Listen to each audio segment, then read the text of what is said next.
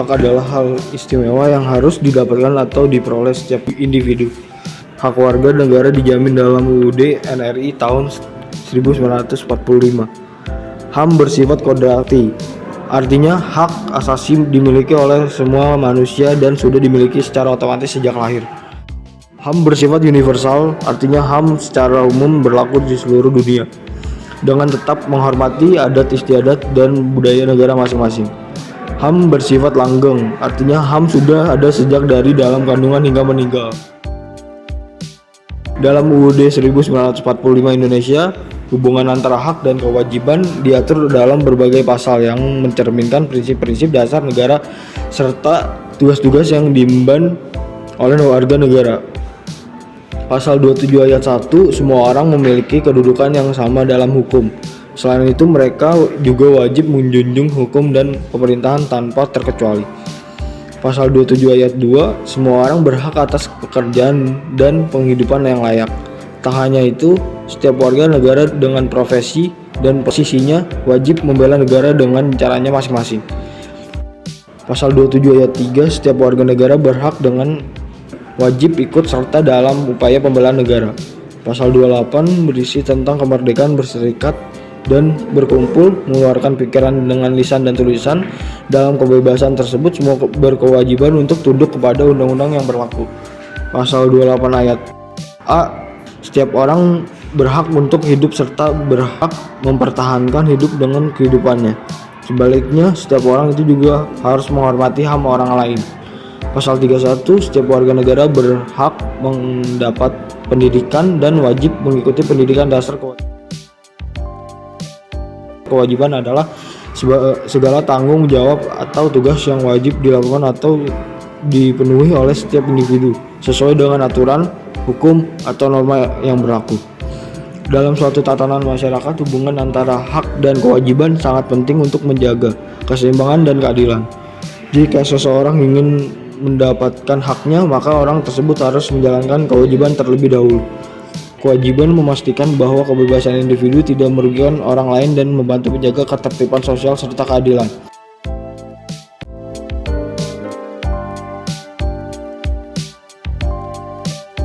Untuk saat ini, menurut Mister, hak dan kewajiban warga negara belum mutlak.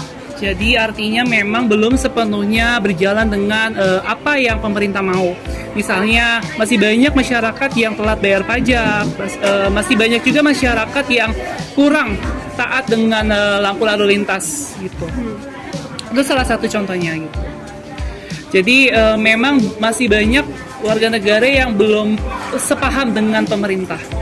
Seperti itu, sehingga memang kalau berbicara dengan hak dan kewajiban memang banyak yang melanggar. Berbicara sih udah ya, kalau pajak sih belum, masih banyak yang nunggak. Terus kita bayar pajak juga, hasil dari pajaknya kita kan nggak terlalu menikmati.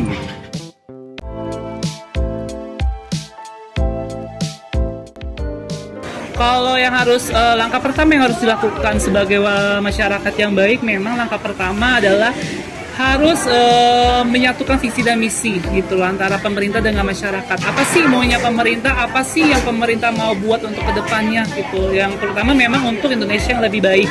Nah, langkah kedua adalah masyarakat ini harus meningkatkan lagi tingkat wawasannya gitu, karena memang nggak bisa dipungkiri Indonesia ini memang terdiri dari masyarakat yang tidak merata secara pendidikan. Kalau menurut Mister ya, karena memang masih terlihat adanya daerah-daerah 3T, tertinggal dan sebagainya. Ya kalau saya sih ya, kita sebagai individu, apa yang hak kita dan kewajiban kita ya kita harus penuhi. Kita nggak usah ngurusin hak kewajiban orang lain begitu.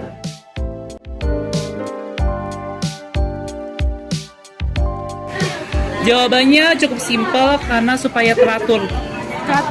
Teratur itu dalam hal apa? Banyak hal. Misalnya teratur dalam hidup, teratur dalam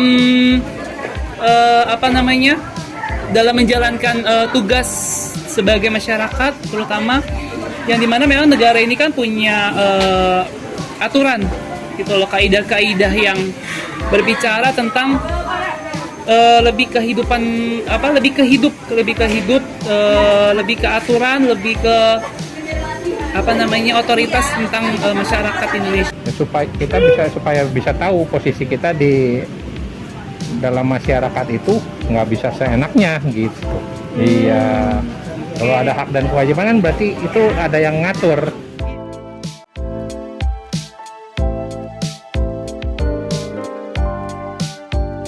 Kalau berbicara tentang korupsi, itu balik lagi sih gitu loh, dari zamannya sebelum kemerdekaan sampai sesudah merdeka, korupsi itu adalah sebagai habit, suatu kebiasaan yang mau sampai kapanpun tidak bisa dihilangkan.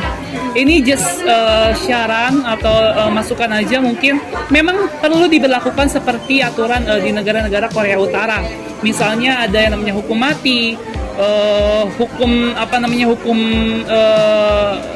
cambuk dan sebagainya. Memang harus dikeraskan lagi dalam hal peraturan undang-undang terutama.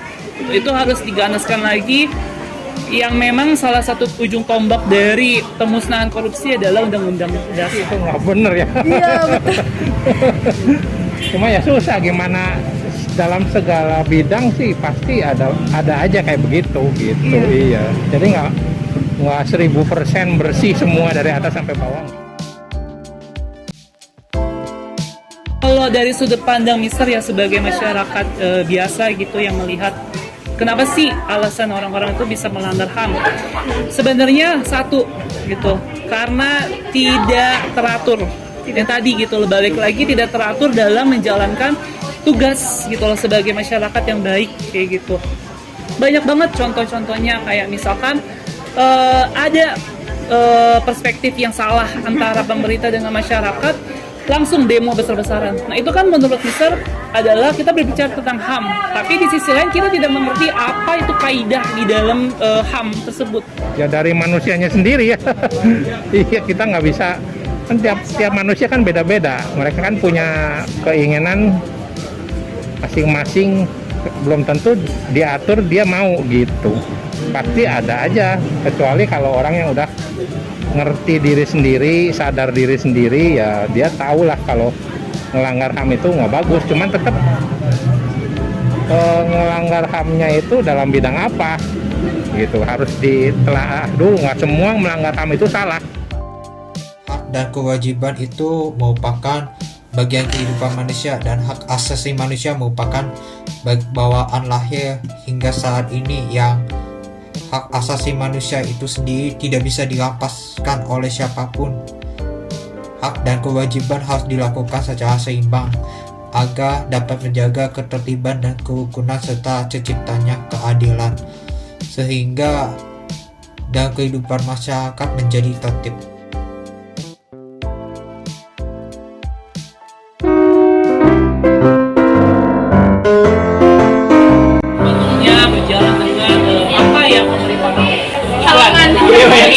Bener-bener. Boleh lewat. Boleh.